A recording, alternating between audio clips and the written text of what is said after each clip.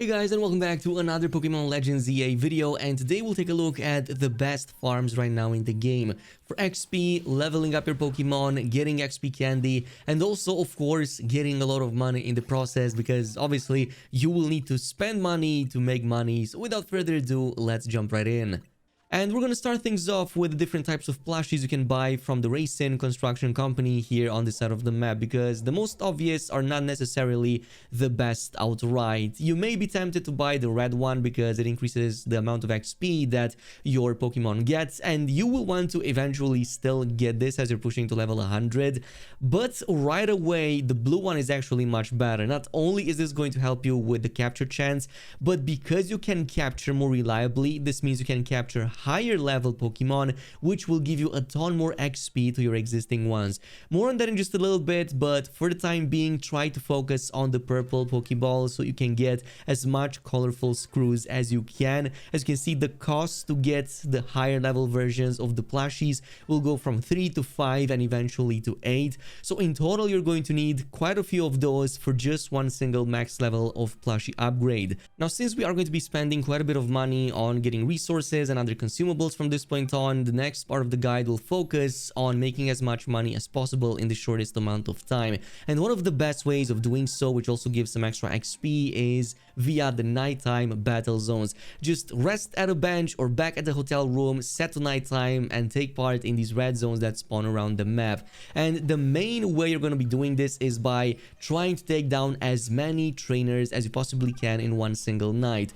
20 should be more than achievable, which is going to give you a 2.5x multiplier. So however many medals you obtain during that night, that final amount will be doubled and then some from the number of trainers that you defeated. And in this case, also keep in mind that whichever number of medals you get, the number of money corresponding to it will be 10x. So if you got 2,000 medal, that's going to be 20,000 in that in-game currency.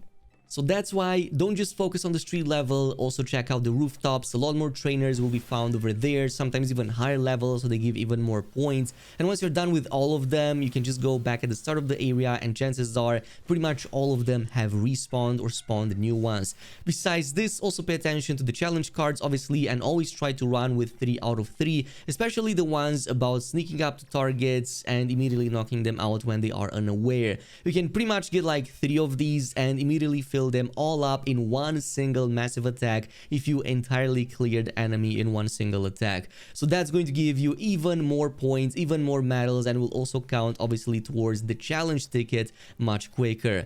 It also goes without saying that you should not leave behind any coins sitting on the ground, as well as the ones that some of these trainers will give you once you defeat them. Always grab them. You can get like 10 to 20 of them per one single individual piece you get off the ground.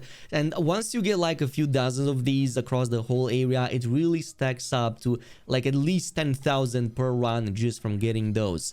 So this will eventually ensure that you maximize the potential number of medals you obtain per run, as well as number of trainers defeated to further increase that modifier for the final challenge. Which brings us to actually leveling up our Pokemon, and there are some bad and some good ways of actually farming XP. You're not just going to want to aimlessly throw your Pokeballs at everything. You're still going to want to do that regardless because you still get XP. But look at the difference I'm getting when I'm capturing a low-level Pokemon relatively to my level in the game. So in this case, I'm only getting like 20 XP for these level 16 at this stage mobs. However, if I go to a higher level Wild Zone where we spawn level 30 Pokemon, from one single capture, I'm getting 180 plus. That is because these are much higher level and will provide a lot more XP. However, that is still not the best and most resourceful way of getting as much of the XP farm as you possibly can. The best way of actually doing it is by first defeating that Pokemon in battle and then capturing it, which is going to double dip on the amount of XP you get for that singular capture. So in this case, use any Pokemon that can one-shot them in one single go to make this as quick as possible. So if I were to use my Charizard here on the Sableye, not only am I getting 350 XP, just from defeating that enemy, but then I'm getting another 200 plus from also capturing it. So that's going to be way higher than any other way. Well, at least not until you use some of the items and consumables that I'm going to show you in just a little bit, but it's one of the most reliable ways of doing it without actually consuming anything. And if you're worried about them having low HP, it really doesn't matter. Simply fast travel to any Pokemon Center, put them in your party, and then have them healed, because healing is absolutely free. You don't even have to consume any of your potions on doing any of this. So that is my preferred way of doing it, but there are actually a few more things that we can do on top to level them even more. Another one is obviously when you're back in those battle zones, you will want to make up your party with 1, 2 maximum high-level versions of whichever Pokemons you have, ensuring that they can at least one-shot everything, and then the remainder of your party just low-level ones that you want to boost up quickly. In this case, we're not gonna get any XP from capturing, but as you can see, we get XP from every single instance of defeat that we provide. So if the enemy trainer has like 3 Pokemon, we can get 191 plus for every single one with defeat, so that's going to be 600 XP plus for me at the current stage you see in this footage. Plus, of course, the money and the other extra stuff that we're getting along the way, which is going to further help as well. But obviously, that's not the only way of grabbing a ton of levels very quickly. Another method is via the XP candy and also the rare candy. But let me start with the XP candy, because there is a reliable, free way of farming as much of this as you possibly can. And by far the best of them all is going to be by simply defeating and then capturing alpha Pokemon. I'm going to show you one of my favorite routes in just a little bit. But every time you capture an alpha, it's going to drop at least a couple of candies of different XP sizes. So you're going to stack up a ton of those if you back-to-back farm them.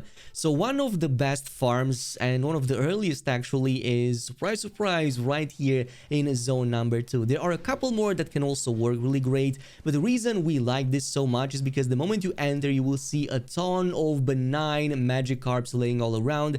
So what I'm doing here is I'm checking around for any alphas. There's one actually that's also guaranteed to be an alpha over there by the trees, but we're gonna keep that in the background for now. If I don't find any alphas at the entrance, I'm going to just reset the zone, so simply teleporting again to zone number 2, which, as you might have guessed, can also be used in conjunction with the shiny farming method we talked about in the previous video.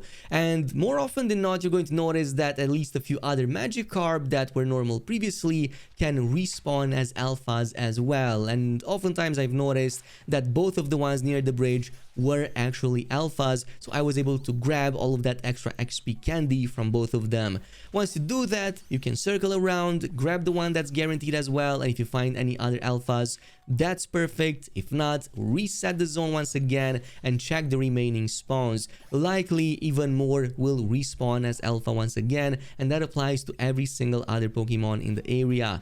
But guess what? It doesn't stop here. So even if you completely deplete the population of spawns during the day here, that is going to be completely separate than the spawn slots that happen during the nighttime. So for example, you will see that in the place of the Magikarp we captured and for the time being no longer spawn any longer, during the nighttime, Staryus have respawned in their place instead. And yes, they can also be alphas. In fact, even the one that replaced the alpha Magikarp, the one that was guaranteed, will also be a guaranteed alpha. So you can literally do this on repeat day and night without actually having to reset the day and night cycle manually at all.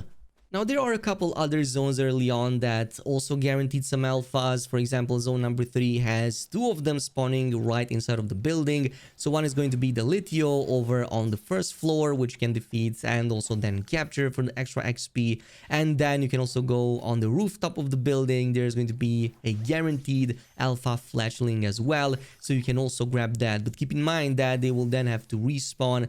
10, 15, 20 minutes tops will do the trick. You can even use the zone number 5 Bellsprout that spawns right at the beginning of the dungeon, so you can totally grab that one as well. It's also pretty easy to get.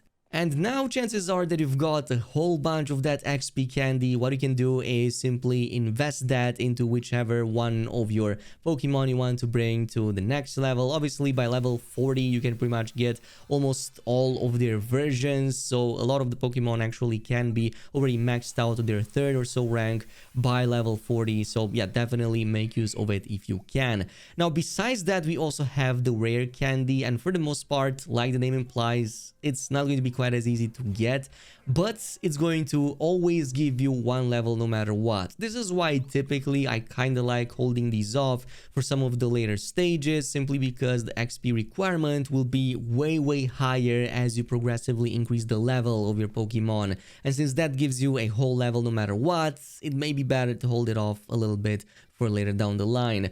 Now, of course, this also ties into some of the last spots, and obviously Destruction also provides XP plus many more mats in the process. So for example, I recommend always using fighter Pokemon to destroy as many of these as you possibly can. So for the rocks and also the Mega Shards one, you can use stuff like the Bulldoze, which is an AoE attack and absolutely smashes everything. But obviously this applies to everything that you can destroy in the open world. So the muck via the water, you can also use the brambles, using fire against them does the same. You get about like 15 all the way to 50 XP for each instance of these, well, objects that you actually destroy. So if you find like 4 or 5 of these, it's actually quite a bit. And on a final note, also don't forget to clear your treasure inventory. Well, it says treasures, but it's really just junk. Basically, all the nuggets, the pearls, the mushrooms, and the feathers. Chances are that you got dozens of each of these, and as you can see, they can quickly rake up a lot of that money that you can otherwise spend on something else. So in this case, totally pay a visit to any of those Pokemon centers, sell everything. Chances are that by this stage you got a ton in the pockets and you didn't even know it. And that pretty much concludes today's video. Obviously, if you enjoyed it at any point, subscribing to the channel, leaving a like, and activating the notification bell would help me a ton. In the meantime, thanks so much for watching, and I'll see you next time.